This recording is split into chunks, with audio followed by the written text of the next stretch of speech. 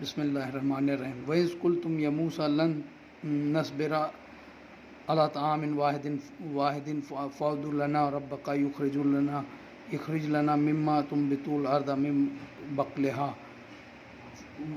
وَقِثَّائِهَا وَفُومِهَا وَعَدَسِهَا وَبَصَلِهَا قَالَ أَتَسْتَبْدِلُونَ الَّذِي هُوَ أَدْنَىٰ بِالَّذِي هُوَ خَيْرٌ اهْبِطُوا مصرا فإن لكم ما سألتم وضربت إليهم الذلة والمسكنة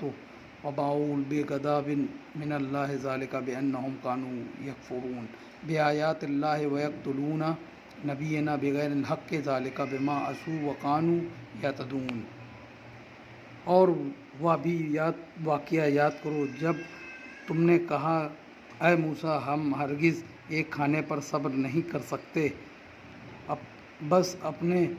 پروردگار سے ہمارے لیے دعا کریں ان چیزوں کی جو زمین سے اگتی ہیں جیسے ساگ، ککڑی، گیہوں، مسور اور پیاز۔ اس پر موسیٰ علیہ السلام نے فرمایا کہ آیا جو چیز ادنیٰ معمولی ہے تم اسے لینا چاہتے ہو اس چیز کے مقابلے میں جو بہتر ہے؟ اگر ایسا ہی ہے تو تم کسی بھی شہر میں پہنچ جاؤ، وہاں جو چیزیں تم مانگ رہے ہو وہ سب چیزیں مل جائیں گی، اور ان پر یعنی ان نافرمان، ناشکرے اور ناقدرے بنی اسرائیلیوں پر ذلت، بے بسی اور محتاجی مسلط کر دی گئی، اور وہ اللہ کے غضب کے مستحق ہو گئے کیونکہ وہ اللہ کی نشانیوں کا انکار کرتے تھے اور